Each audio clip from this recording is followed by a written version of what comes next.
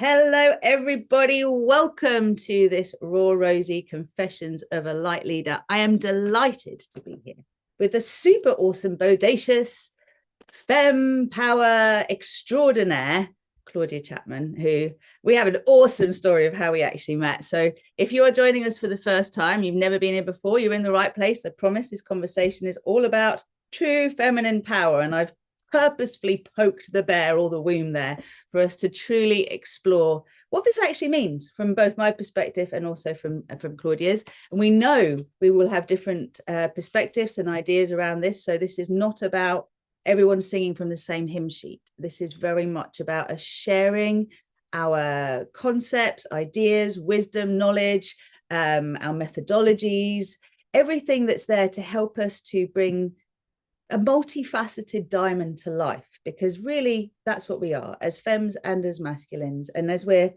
literally on the precipice of a new era and we're at the beginning of the end of the age of Pisces, it's so important to have this conversation. So if you're new to me and I talk about light leaders, I know some of this language can seem really elitist, but it's not. I just don't like the term light worker. I don't want to be working. I lead with my light. So if you like the sound of that, give us a little heart, a little thumbs up, and thank you for subscribing.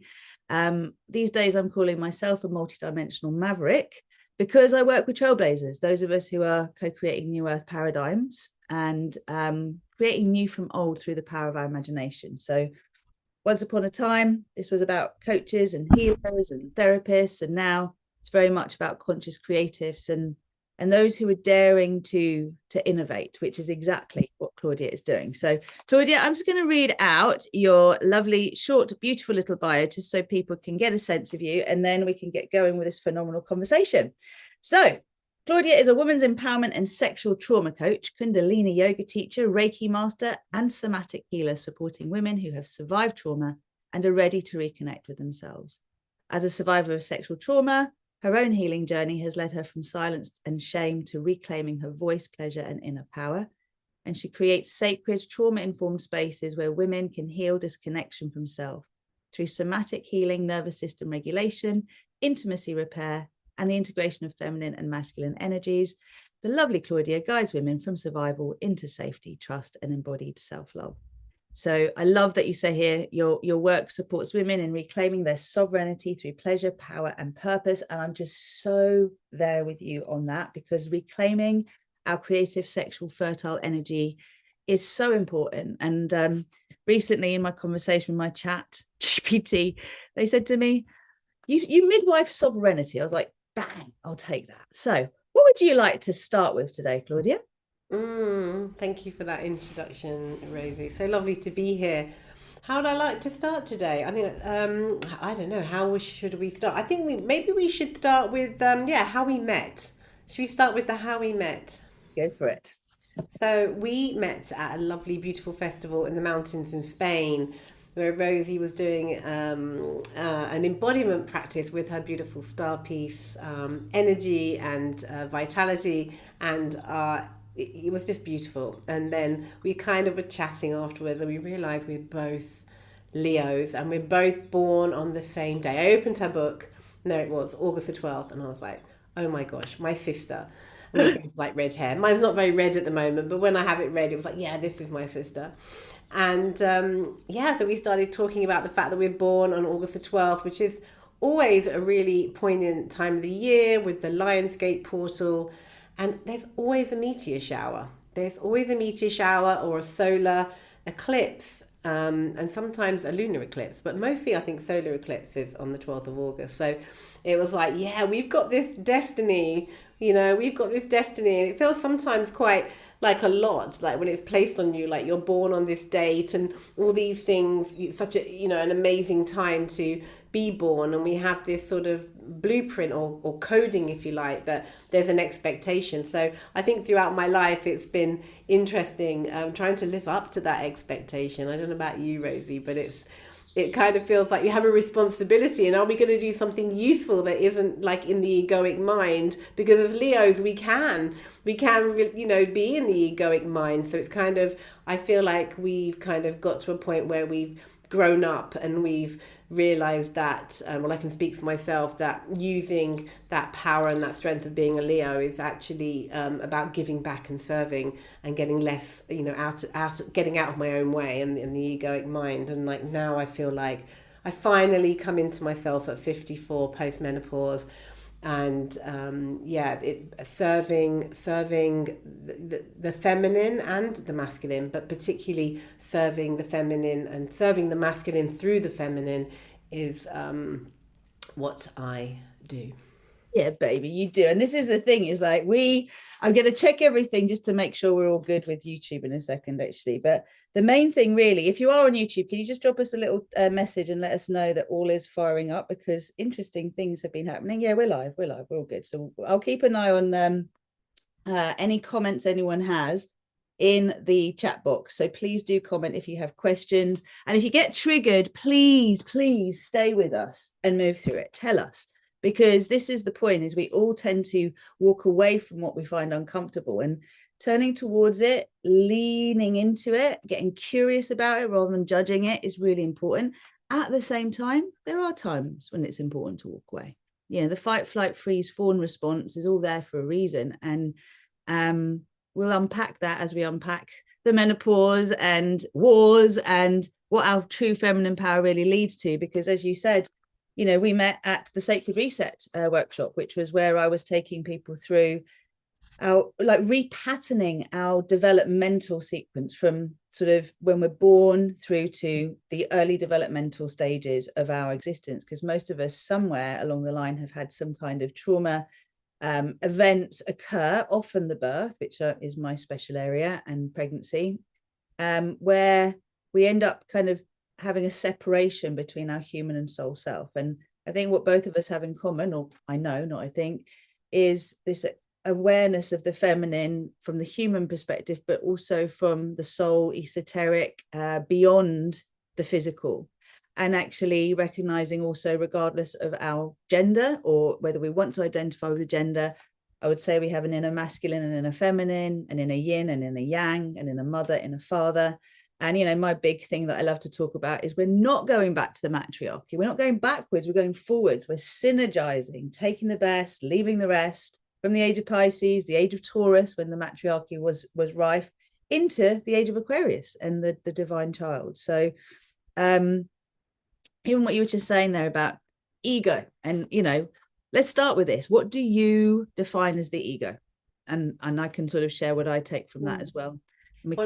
Well, I think when we come from a place where we're sort of being self-serving and everything is about me, and I, and and having to check in all the time, like, am I doing this to serve? Am I, is this my own needs, wants, and musts? And it's a very, like, we have to have a certain amount of ego to make us even be in this business, in doing what we do. Otherwise, we wouldn't be, we're driven, people, we can't get rid of ego. It's not something we can bypass, but it's about sort of just checking in where it's at. But interesting, I just want to kind of pick on what you said. I just remembered, like, why are we here? Like, I made a post around fuck patriarchy, right?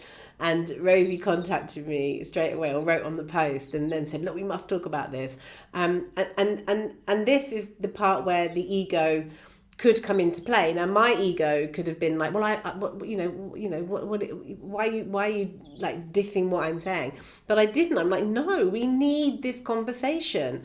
Like, everyone has these different views about what is patriarchy, what is matriarchy, and that's why we're here, right, Rozy? It's about getting the ego out the way and going, okay, what is it you feel viscerally? Like, both of us are, I don't know, I can't speak for you, what you call yourself, and I wouldn't really call myself a channel, but I do get downloads. So I have channeled certain things at certain moments, and I channel the goddess quite a lot, and or poignant moments, which I can talk about maybe in a little bit, but so my point is like, like this idea of fuck patriarchy. So what I meant by that, do you want to talk about that? Should I talk about that? Or I really do. I want you to. I just want to say something about the ego first. Go. Let's do the ego. Yeah. This is where we go, because I feel so many let's call them wars that are going on in this world today are just to do with how we use the same words, but we mean different things by them. That's why I asked you, what do you mean by ego? Right. So for me, the ego is not that. The ego is just the self-identity we have from under the age of 7, which is our survival identity. And this is from my background in epigenetics and the birth work that I do, right? So I really go with Bruce Lipton's kind of take on this. And it's like, okay, this is the survival identity. My ego, me first, everyone else second, is my survival identity. And therefore, it's like, it will think about, am I safe? If I'm not safe, oh my God, I've got to put my needs first because there's not enough for everybody. So it's that kind of survivalist strategy. And of course, we have, I think what you're talking about by ego is the big I am. It's all about me. It's, like, hello, I've got all the answers. Everyone else is wrong. I'm right. Of course, all of that, right? And the main thing in this for me would be that I feel with every intention we have in this world, there's like a higher and lower octave. So there's the sort of, it's a bit like the higher exaltation of each sun sign. We talk about Leos, the sort of big, magnanimous, generous heart versus the kind of sort of selfish, cowardly, I've got to make myself better than everyone else because I don't feel, I'm not the courageous lion sort of thing. So just wanted to share that and then come to fuck the patriarchy, because it was interesting because the way I read it initially and the way you said it were two different things, and it was just so interesting. Again, the play on words and what was it was actually specifically, we need women in their true power, right? And it was really in response, I feel, to the fact that there are many women in power, but they're not really showing up as empowered feminines. And we've got a real twisted idea of what that means. And I was thinking about Beyonce the other day, and when that whole era started and I'm a survivor, and I'm like, okay, is that the energy we want? Over to you. Okay, so it's interesting because actually the post was, and if I remember rightly, was we need women in power who are in their feminine power. So actually, the reason I wrote that post was based on watching the whole thing with Pam Bondi. Okay, so watching she's the general of the, I can't remember what she is now. Sorry, she's the attorney general in America, and she was in the court talking, with all the survivors, the Epstein survivors around her, and she's being sort of, she's basically, I believe, this idea of internalized misogyny. So this is what I'm saying about patriarchy. We need women in power who understand their feminine power and aren't internalizing misogyny. And that's what's happened I believe, over the last 6,000 years, is that we have internalized misogyny. So it's not just men. When I talk about patriarchy, I don't mean men. Let's get that straight. Beautiful husband, beautiful boys, love men. There's no problem with that. What it is, it's actually toxic patriarchy. And that toxic patriarchy has seeped its way down into women, I believe, like Pam Bondi, who are behaving in ways that have been indoctrinated by the masculine, the toxic masculine, right? So it's kind of like my calling was like sacred rage. Like, we're allowed to have a bit of sacred rage. Like, we can't stay in the anger. We need to move through the anger. And that's what I teach. But having a moment of like, fuck you. And it wasn't at a man. It was at Pam Bondi. It was like, how can you sit there with all the Epstein survivors behind you? You're being asked to turn to them and just tell them that you're sorry. And you couldn't do it. And it just infuriated me, because it was like, this is the problem. We've not only got the toxic patriarchy at the top causing these wars, but we've got the fact that they have seeped into women over however long, right? So that they can't even identify with the feminine within them. Bang on. But absolutely, can we just have an aho to that? Anyone who's watching, put it in the comments, because whether it's Pam Bondi, whether it's every prime minister, female figurehead, who's the head of the European Union, the women in power are not empowered femmes. And I feel what you've said is so important. I've never heard the term internalized misogyny. but I see it a lot in the birth world as well. What a woman will do to a woman is more horrendous than what a man will do to a woman. And, you know, it's in that time when it's like the abuse of power, right? Anyway, back over to you. No, yeah, it's so to come to myself, right, and how I got to this point and what I do. I, through my own sexual trauma and my own story, I internalized. I don't think I was internalized misogyny towards women, but I think I was very in my masculine. Like, I don't always show up with flowers in my hair, but I was very in my masculine, and it's taken me actually only till very recently, and with what's happened with the wars and the Epstein files, to finally use the word divine feminine, because I've been using the, not just the word, but downloading the goddess, and people are quite afraid of the goddess, right? Because they're like, how can I be a goddess? What's all this about? But actually the goddess is in her masculine. Kali Ma, taking heads off in order to push us through, and she's really in the ether at the moment. She's like here helping us, to guide us. We need our masculine, we need our anger, we need our sacred rage to push through too. So I have been very in my masculine, right? I've been very in my masculine. Only recently have I finally realized that we need to, what I call the matriarchy, to return to the matriarchy, but I'll finish before you jump in. And the reason I believe we should return to the matriarchy, it's the great mother. It's the feminine within all of us, not just the woman, but the men as well, to find the feminine to get out of the toxic world we're living in now. And then we create sacred union. Then we create Heros Gamos. Then we create the sacred marriage where we move forward together. But we have to first return to, I don't have another word, and the only word I have is matriarchy or the goddess. And the goddess is present in all the pantheons of the world. The same stories by different names. How can that be mythology? We have artifacts to prove that the world worshipped the feminine. And at some point, the toxic patriarchy got scared. And that's when it was suppressed. And now we're living in a world where we are hoping for the rise of matriarchy. And I tell you why I say that. I was listening to something yesterday, and it hadn't even occurred to me. It was Marianne Power's book, Love Me. And she said, and I didn't even realize, 1975, a woman could get her own mortgage. No, sorry, until 1975, she had to have a man to get a mortgage. She had to have a man to get a credit card. So, you know, we're in a world where we need to nurture the feminine. We need the great mother. We need this feminine energy to show the way, especially the mother energy, the root chakra, the foundations. We need to build back up from the foundations. And whether you're a mother of children, a mother of projects, or just a mothering person, like the nurturer, we need that to nurture everyone to then come into this new earth, this new sacred union. I hear you, and look, I actually, in how you've just shared it, I don't think we actually disagree on this. I think it's much more about, again, the words, because I don't feel we're going back to a time. When I say we're not going back to the matriarchy, I mean we're not going back to a time when women essentially were dominating men.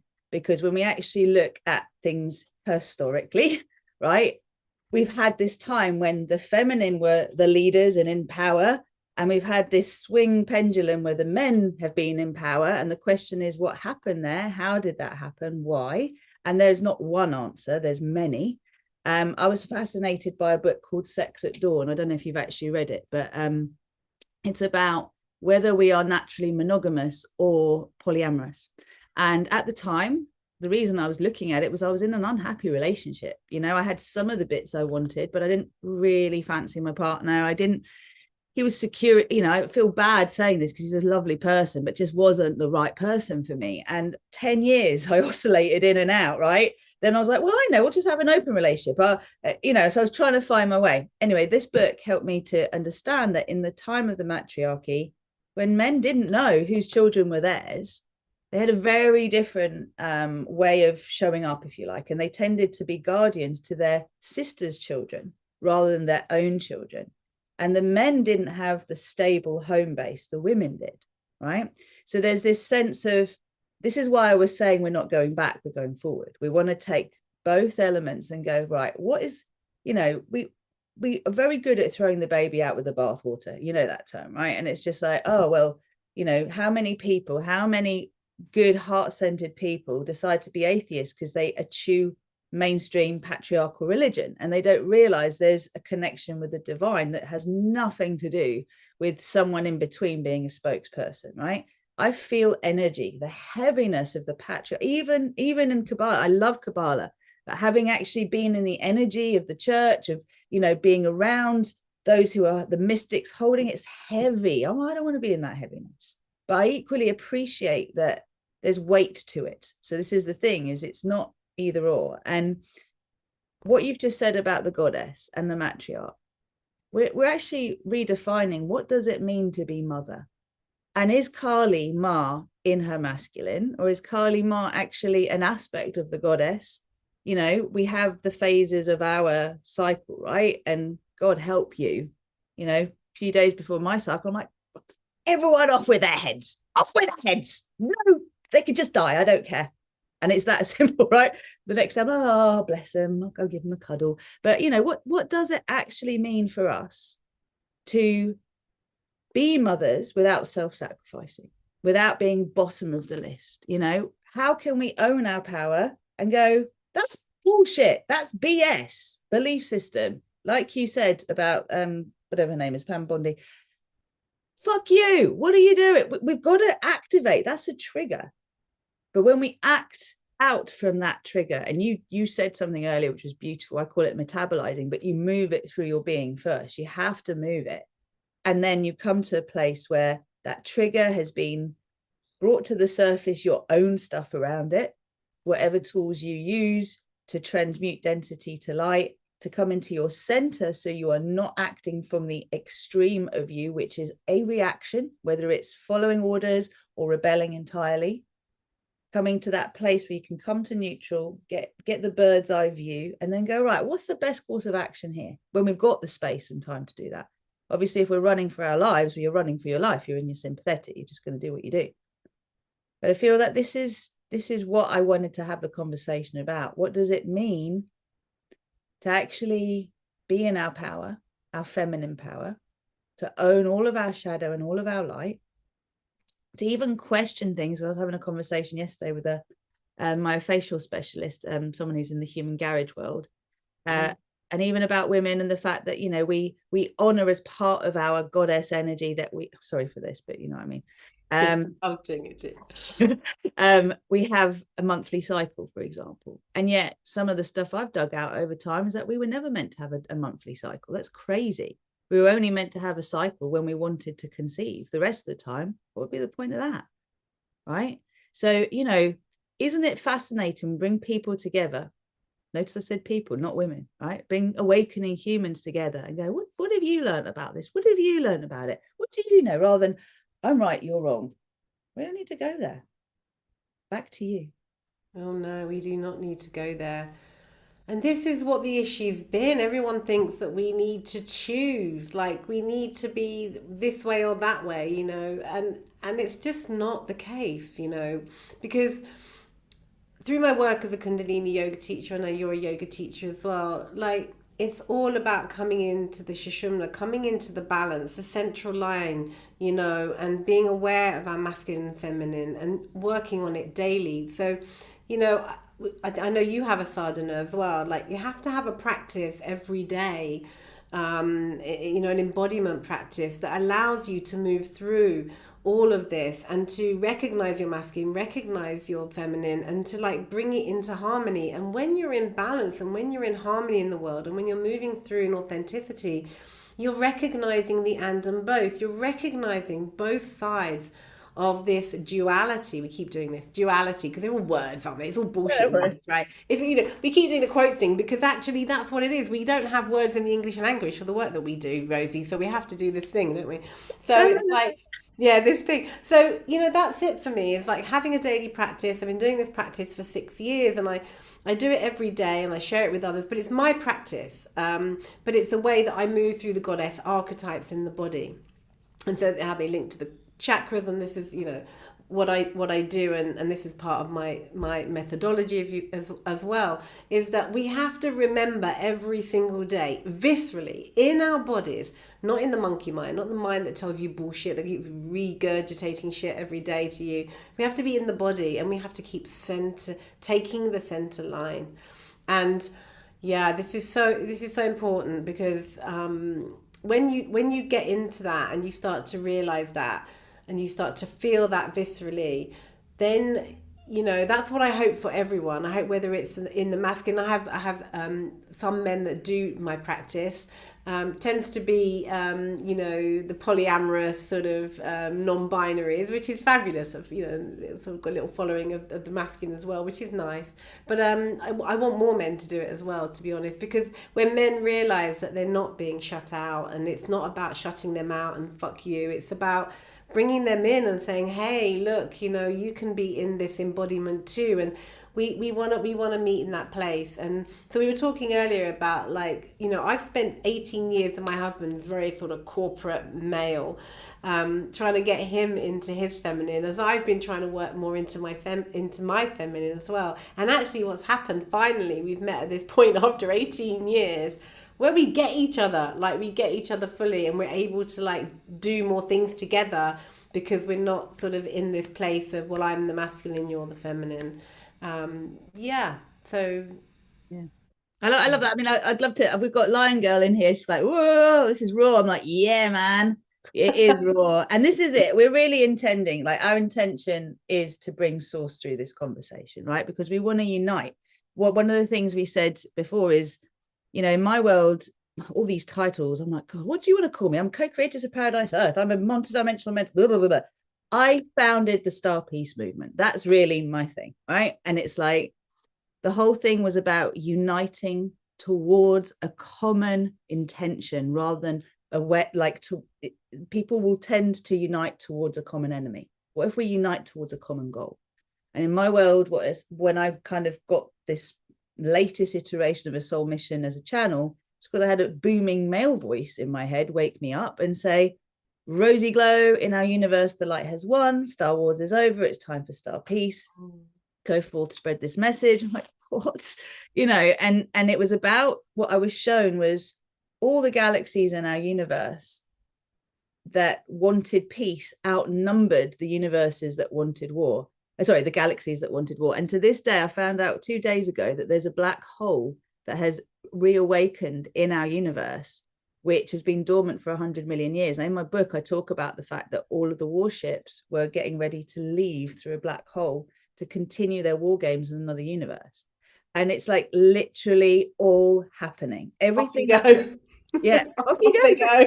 But you can't do it here. This place is being declared as peace. And when we talk about, I work a lot with men. Most of my one-to-one clients these days are men, and they're men's men, right? They're men that need someone that they can feel safe to bring their vulnerability up. And it takes time. But the irony is, they don't think twice about spending the money that a woman would go, oh, it's a kid's holiday, oh, it's the trust fund, and it's like, they know they'll buy it, they'll spend it on a car, they'll spend it on like something that is prestigious, and they know that this is important because of how it affects their business, their relationships, everything, right? So interestingly as well, on my back, I have Mohini tattooed on my back. And I didn't know it when I had her tattooed on my back, that she is actually a female form of the male god Vishnu that took on this form to seduce Shiva. And they actually they made a hermaphrodite child. So it's like, holy Moses, right? And I say to my husband, you're a gay woman trapped in a man's body. I'm a gay man trapped in a woman's body. I'm just like, we're having some fun here. But I feel for us really to fuck the patriarchy, which is really what we're here to do, right? It's about loving up the patriarchy. That doesn't mean it's all sweetness and light. There are those who are so damaged, well beyond repair, whether they're men or women or neither or both, that they need containing, right? One of my coaches was saying there really is an argument for basically some people just not being here, right? And I feel that the world at this point in time, the only way I can describe at least we can now publicly say, well, we know that those in power are being governed by negative forces. We know that it's coming up. It's there in all the Epstein stuff, right? Mm-hmm. We know that Hitler had some ET influence in terms of the Anunnaki and all the awful kind of like torture. For me, is the worst thing that humanity can do. But it's not just humans, it's ETs have done it. Like, you know, it's whether it's whether it's physical, whether it's psychic, mental, emotional tortures, like it's the worst of the worst. And really, we're very good as humans at fixating on the worst. What's the best though? What can we vision into being that is taking the worst and going, what could be better than this? If you go on Netflix or any kind of streaming service, you'll see there's dystopia, stress, thriller, horror, drama. I'm like, and then the rom-coms are just naff, right? And there's a few comedies that are naff. And I'm like, why aren't we imagining into being a reality we want? I replied to that last piece. Well, that's because the people that are creating that are part of the Epstein files. Yeah.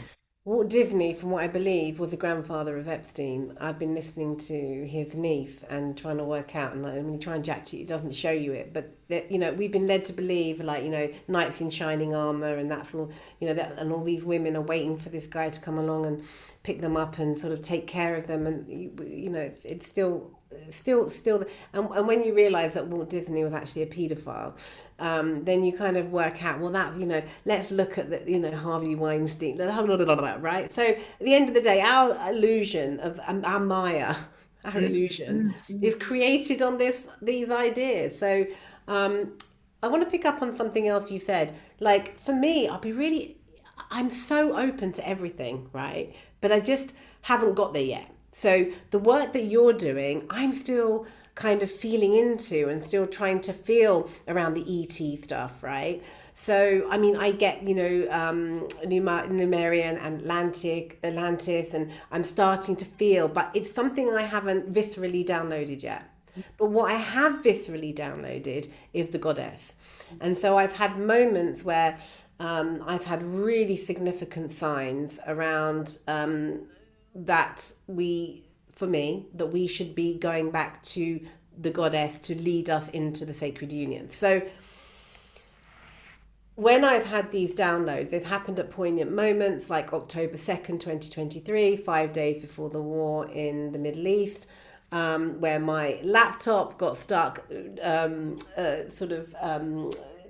was trying to put the Goddess Studio, which is what I'm in now, my studio, into I think it was Eventbrite or something, and it put the map in the Middle East, and it put it between El Megiddo, which is, not many people know this, which is Armageddon, and between Mount Pelach, which is the tombs of the forefathers and the foremothers, right? And it stuck my Goddess Studio between the two. And I was like, holy moly, what's going on? I didn't realize at the time. And then 5 days later, the war happened in Gaza. And then I got a download from Asherah, which may be known as Shekinah, which is a cosmic egg, or the Asherah poles that were put on the houses and different places of worship before the patriarchy. And so I had this whole download, and it was just like, okay, what the hell is happening, right?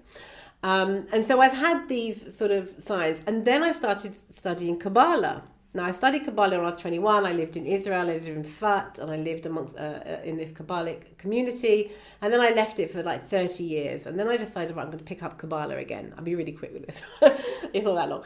And basically, it's okay, good. Okay, so I started studying Kabbalah again. And then before Purim, we were told by our Kabbalah teacher that at the end of days, which is now, the only book that will be left in the Old Testament will be the book of Esther, which is called the Megillah.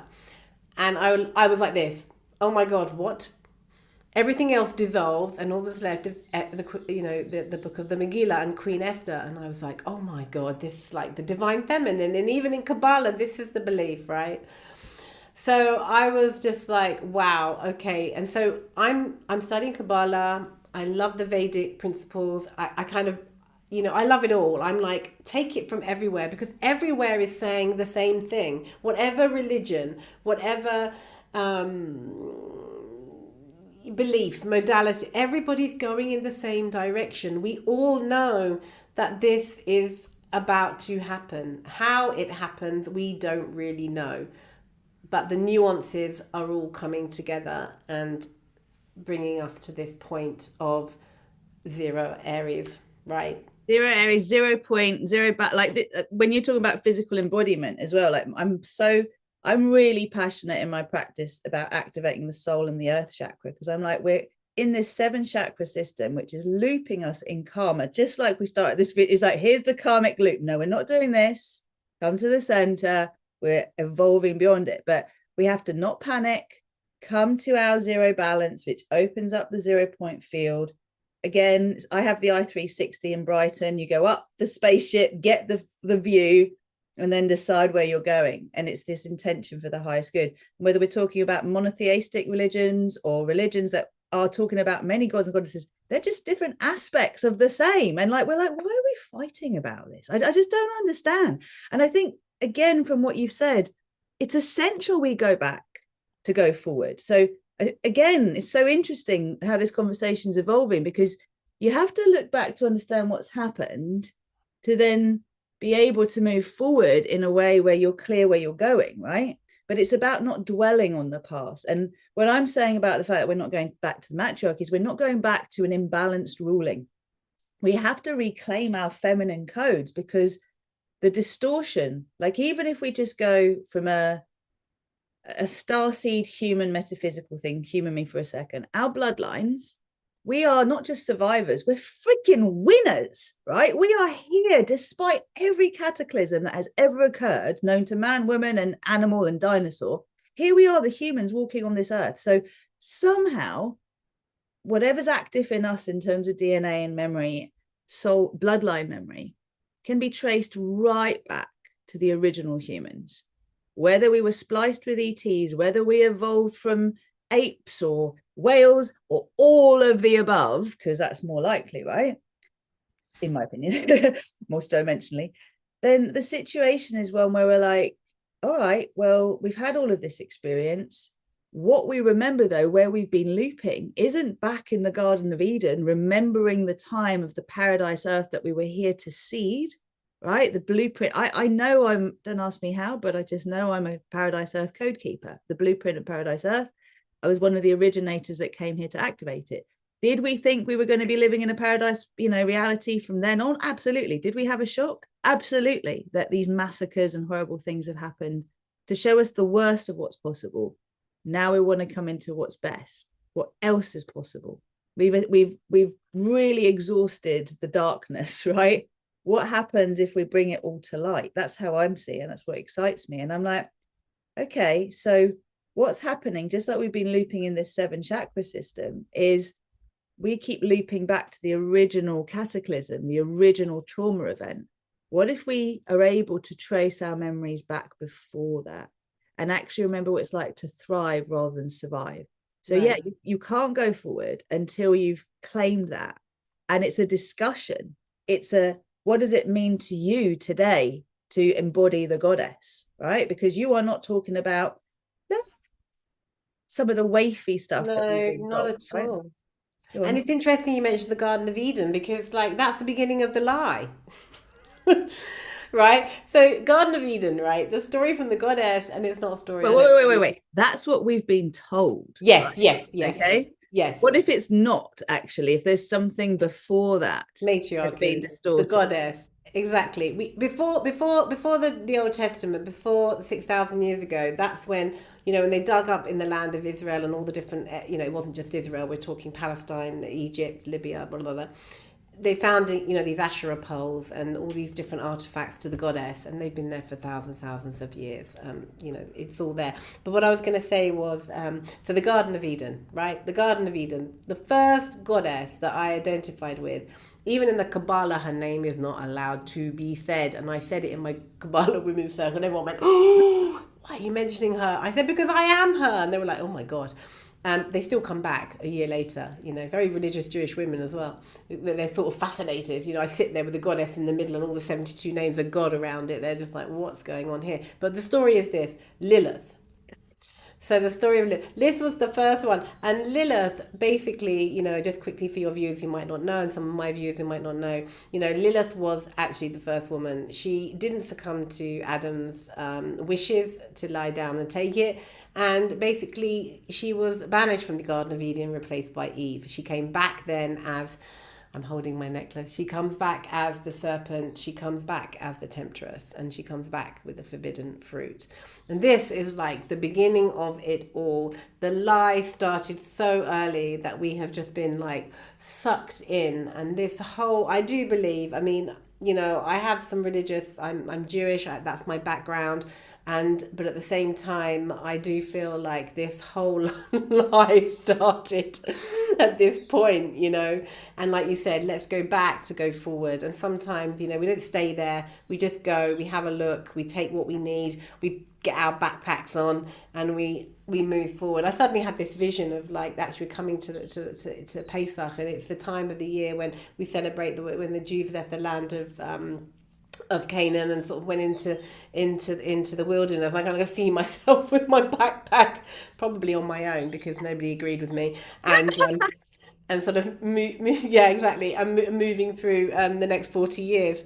So yeah, I don't know. And look, I hear you, but this is the thing is that's not the beginning as far as I'm concerned. That Eden is the patriarchy story. We're talking about way back before even Lemuria. We're talking about, was and again, I'm like, who can say whether it was 100 million years ago? Right. Who freaking tell me, really? Like, come on.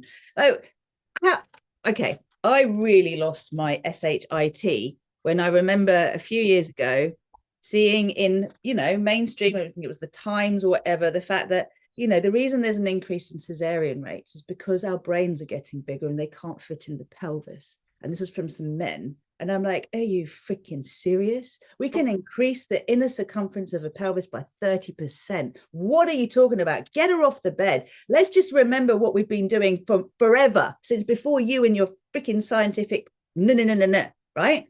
Worse than this, though, was actually I saw an influencer, a very prominent influencer, female, do something similar recently, which I know it wasn't intentional. It was making sense in her world, and we all do this, right? But it was a classic, we were told 100 years ago that our mouths were going to mess up because of sugar in the Western diet. And, we got all these terrible teeth now, and that's actually reflected in our pelvis as well. And this is why there's an increase in Caesarean rates. So I'm like, oh, for God's sake, like how we misinterpret information, right? And again, we all do it. I just know a lot about this stuff, right? Because it's something I spent a long time in. So where I'll own expert status is where I know I can say it, right? Where I won't own it is where I can't, and if I feel I know more about birth at times than a midwife today because of what I have learned through lay midwifery and doulaing and that anatomical stuff as a yoga teacher and being at birth, then so be it, because it's not about reading the machines, because I don't know how to do those. I do know how to help a woman feel safe about giving birth, how to move through her fear, how to help her align her baby to her pelvis, how to help the optimal position for her body. I know all of that. And this is the thing, is it's so not off topic because we've all been born.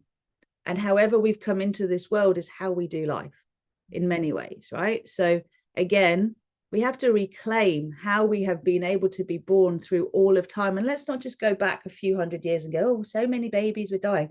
What about before? Right? So, sorry, that's a total birth tangent that's gone on, but it's important. But you're talking about safety. You're talking about what it is to be safe. And safety is like, when truth, and safety, I think, is really, really important. Like women need to feel safe, and maybe that's a whole other subject, but you did mention it, so it's about creating safe spaces is really important for women, and that's clearly what you're able to do. And claiming the goddess, like what you just said about Lilith, what you just said about Eve. This is important that people understand this. Mahini, that I mentioned on my back, my tramp stamp, apparently, she was the temptress. She tempted the world into creation. And I loved the sound of that. I was like, how can I use my sexual energy, not in an abusive way, right? Not to abuse myself or to manipulate others, but actually to tempt the best. Because that's a way that we could, everything can be used to help or hinder, right?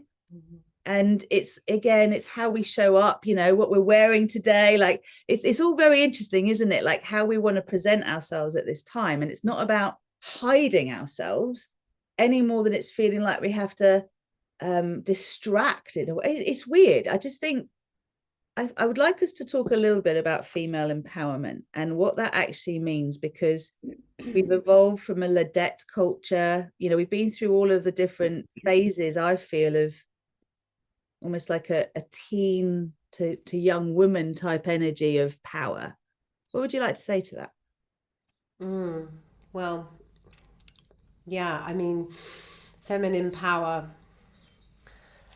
Yeah, it's been a sticky one for me because, as I said, you know, it's taken a while to kind of even use the words divine feminine. I think people presumed my work was divine feminine, and I wasn't there. I was like, no, actually, my work's the goddess, and that's and both, and masculine as well. And so, yeah, and you said about the ladette, you know, I think I was definitely, you know, very much into that, in that category growing up.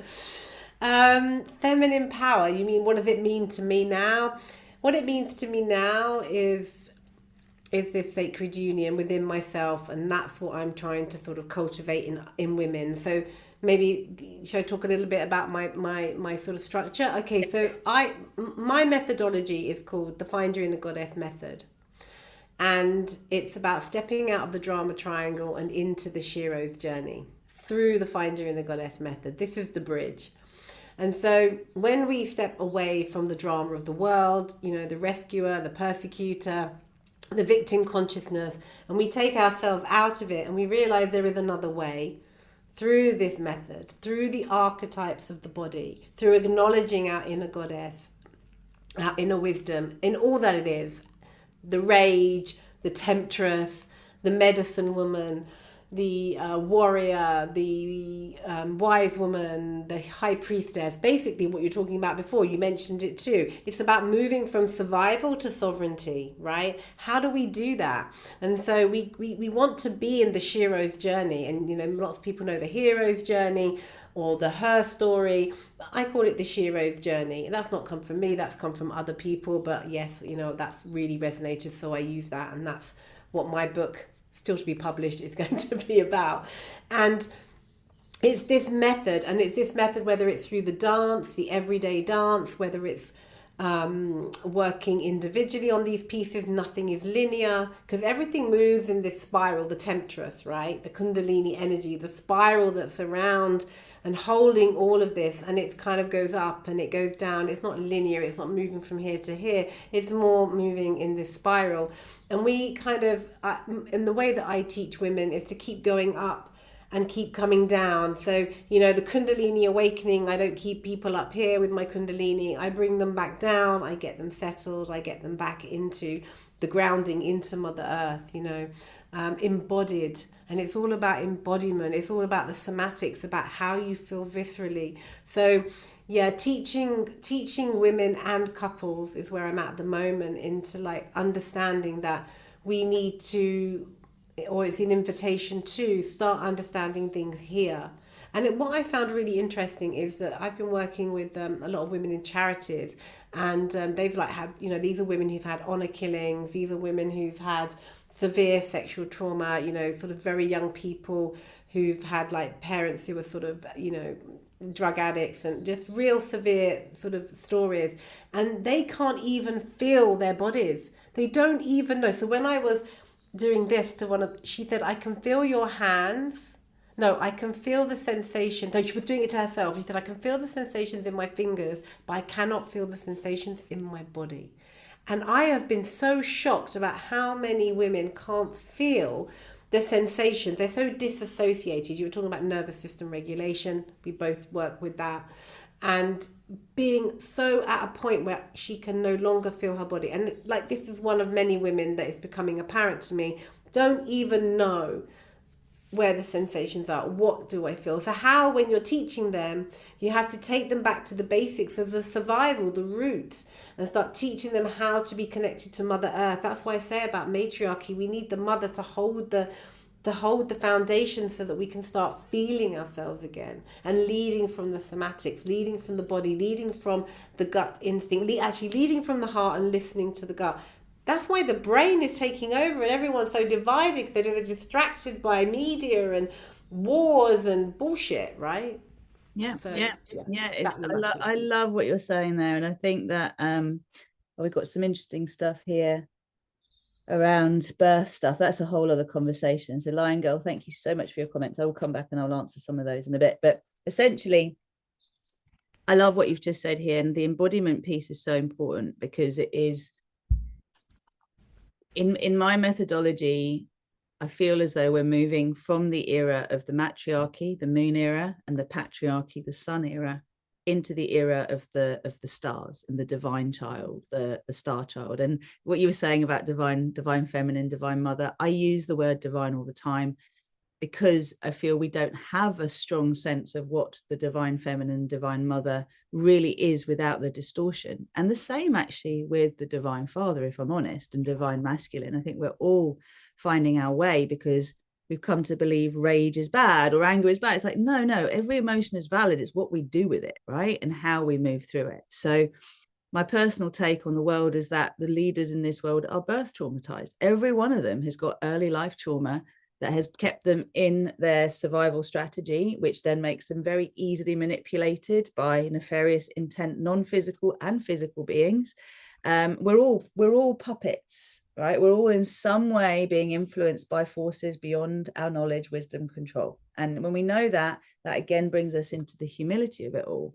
And you know my methodology. I've got these brilliant star maps that all of this was downloaded through my guides when I started to hear the voices. And to me, these are the bridge. They're all practical. I mean, this one is like from not enough to plenty, from ego to highest self, from adrenaline to oxytocin, from fear to trust, struggle to thriving, stress to success. They're real world stuff. They're not out there things.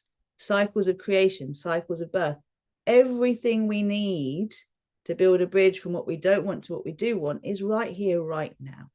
And I personally don't like to be pigeonholed into, I work with women because I work with star seeds. I work with awakening humans who, whatever body they identify with or don't, as I said, whether we give birth is another thing. The fact that we've been born is my fascination and where that's led us.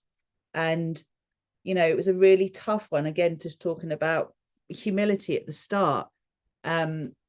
To accept when I was given my new mission, it was like, right, go and work with the high profilers, work with those who influence the many, work with those who are already in positions of power and influence, and the ones that haven't integrated their shadow and light, so that they're creating from pain. They're trying to change things. They're well-meaning, but they're coming from a point of pain. And I actually saw this at an event. I don't want to say too much about it, but I saw something that I know I must have done myself at some point in this lifetime, if not before, where the unresolved pain in us gets projected into the world. And musicians do it all the time. Artists do it all the time. We're all doing it. I mean, what we watch, our brain can't tell the difference between whether it's real or not, right? So physically, we're having a response to it. And it's so important that we recognize, I feel that life is imitating art. So I feel we have a responsibility, a divine duty to make our art good, to make sure that it is taking people from trauma to treasure, from chaos to co-creation to coherence, that we can therapize the world through what we listen to, positively brainwash everything that's been done negatively towards us. And in one generation, we can clear the trauma of the past, we can deal with the trauma of the present and prevent trauma in the future. We have all the tools. Here you are talking about your methodology. I'm talking about mine. Anyone who's watching this is going to go, oh, I like what that's, oh, I feel over there. It's like, we don't all have to be the same. It's unity and diversity, drops in the ocean, right? All in the ocean. And I just really want to thank you for coming on and having this conversation with me. And I feel more conversations need to be had. We're not going to have time to do it today, but talking about the menopause, perimenopause, talking about mothering, talking about whether we feel like we failed because we had a Caesarean birth or an assisted birth and we wanted that natural home birth that we were told was that's me. medical, right? Yeah, let's do another one. Let's talk about all of those things. Let's talk about, because, and I think the other thing is like what you're talking about the mother, and like, you know, that mother wound, things like that, and how that comes into play with all of this story as well that we're talking about. You know, we can have lots of conversations, Rosie. And we will, and some of them will be panel conversations as well. So I've decided my way forward is podcast. So this is the Raw Rozy podcast, where it's mainly one-to-one or on my own, sharing a story of my own. There's the Conceiving, Birthing and Nurturing the Thrive generation, which I've just started because I'm blessed to know phenomenal birth wisdom keepers, like the top of the, again, this is not meant to sound elitist, but when you know someone who's been doing this stuff for 60 years, right? You know, they've gone round to the Amazon, they've seen how people birth all around the world, they've brought it back to the UK. It's amazing. These people, like, it's so important we're no longer preaching to the choir, right? It's so important we see. I mean, I really am so passionate about the birth conversation because no one realizes it's as important as it is. And yet the governments all know that if you mess with birth, you control the population. If you want peace, you have to deal with birth, right? So we know this. And I would like our viewers, so anyone who watches this, would you please comment on the following things? One, what would you like to hear more about in the smorgasbord of what we shared today? Where would you like us to go? Because we can do this, you know, I can invite you onto one of the panel conversations if you want to talk about the birth stuff as well. We've got a podcast coming where I'll be talking to high profile creatives about their early life story and how it shaped them. And of course, the Soul Mission Transmission is related to the Star Peace Paradise Earth portal. I just wanted to say this because on Monday, on the 30th of the 3rd, a 3-3 portal, master number, we're hosting the I Am Divine Neutrality full moon in Libra deep clearing. And again, there's a lot of information about the moon and whether the moon, you know, is a positive thing to connect to or not. And it's never either or. This is what we're saying. It's what you do with it that matters. A whole other conversation, just on moon cycles. So yeah. Those of you who are listening, please tell us what you'd like to know more about. I'll put Claudia's and my details in the chat box so you can find out more about the things we've talked about so far.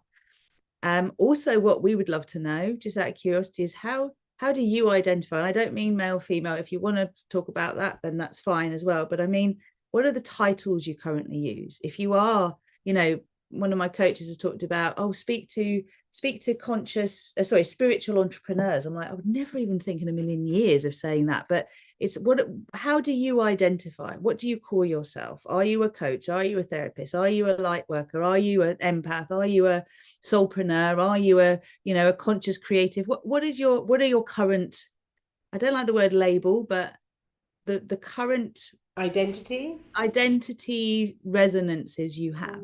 Yeah, because they change, right? Yeah, and we've had a big shift in identities recently. It's been a real that was another conversation about, you know, identity. Yeah. Also, can I just say that I have a new podcast called The Shero's Journey you can find on Spotify as well. So I'll add that into the show notes as well, if that's okay. Please do. And I love that. I mean, I didn't comment on it. The Shero's Journey is beautiful. And I think this is it, is we know that there's so much distortion. And I think this is where entertainment plays such a huge part, because we can tell these stories. We can tell them. I mean, podcasts, documentaries, these tend to activate more our conscious mind, right? But when you're talking about a movie or a TV series, you work more with the subconscious. And if we bring the two together, we can create such huge shifts, because the subconscious is theta brainwaves, it's delta brainwaves. We're highly programmable when we watch things and we just sit back and listen, if it's fiction or we read, right?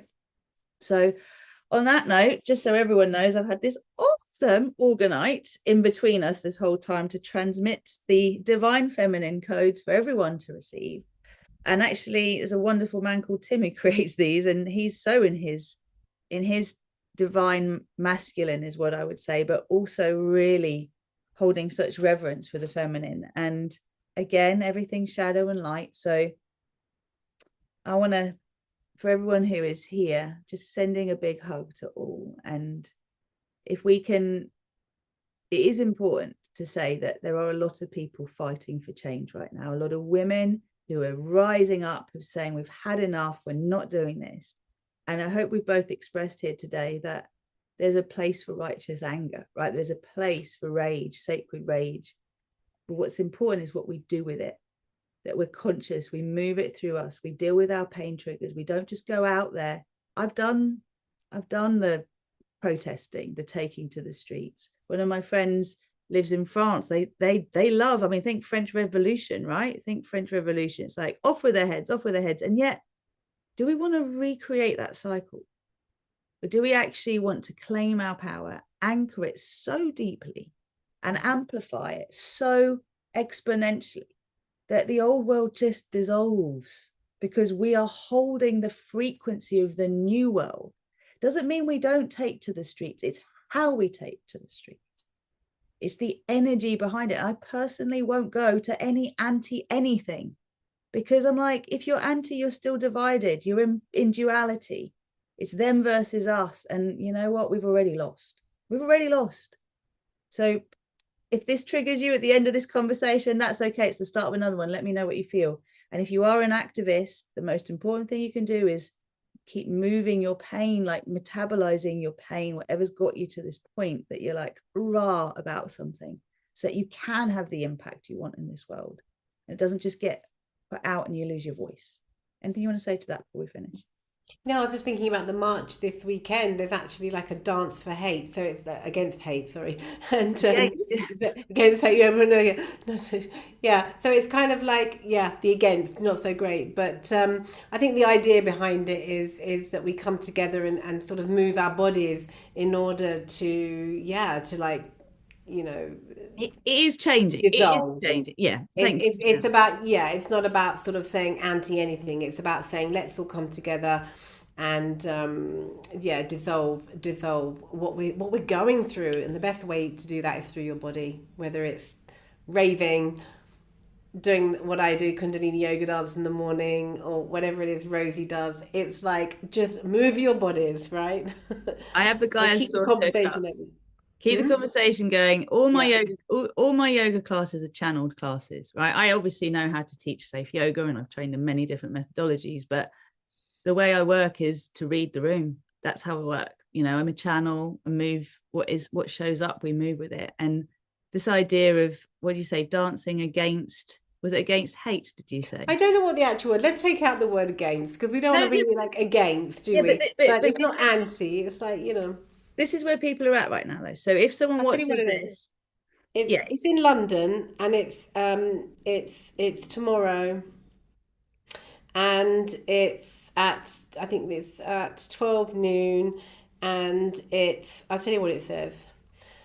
It's a stand up to House Against Hate, it's called, and it's in Trafalgar Square when the march finishes, and everyone's going to be dancing, and there's top DJs so that we can just get out of our bodies and get out of our heads into our bodies. Yeah. And I won the Cosmic Line Dance. I just did the first Cosmic Line Dance at the New Earth Festival, which was all about bringing the Star Peace codes and the Paradise Earth codes through our bodies, through our energy fields into the collective. Because if we all make the same move, sing the same song, have the same intention, with the same frequency around us at the same time, we literally dissolve the old world. I know I'm onto something there. However, this against business, we all have to understand we're being played. It's insidious. Yeah.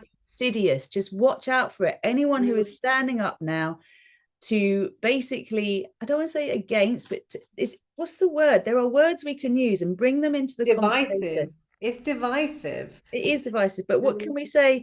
It's like pressure. The wordsmiths in this world, right? Just when you are listening to what we're saying here, what can we say instead of against? What can we say instead of anti? Unity. Unity, pro. It's like there are words. There's a new language it's important for us to develop together that allows us to see where we're put into division again, where we're putting into them versus us, because that's not unity. It's not. And if you are campaigning for unity and you are anti and it's like, I'm like, is it not obvious? I think it is. I feel people are starting to wake up to it, but it's just so programmed into us, like gender war programming, that we don't realize. So that's the thing I would say, because, you know, together we are so much stronger. And yes, there's always another play, isn't there? There's another thing they're trying to do. It doesn't matter. It's like, oh, okay. Well, look, we are the frequency of love light. We are connected to source. We are embodying our soul consciousness. We're coming from our hearts. That is the most powerful frequency you can be, right? So try and stand near me in your divisive, angry energy. You won't be able to. You won't be able to, unless if we unite it. Exactly. So that note, it's been lovely chatting with you, love. It's been lovely chatting with you. And I look forward to hearing more comments and seeing more comments. And thank you for subscribing, folks. We will make sure we get this everywhere in terms of audio and video form. And if you'd like to know more about our methodologies and what we do, there's so many different things. We'll put them in the chat box and look forward to carrying on this conversation. For now, thank you, beautiful soul sister. I look forward to connecting with you again. And thank you for taking the time for this. I think we fucked up, actually. Lots of love. Take care for now.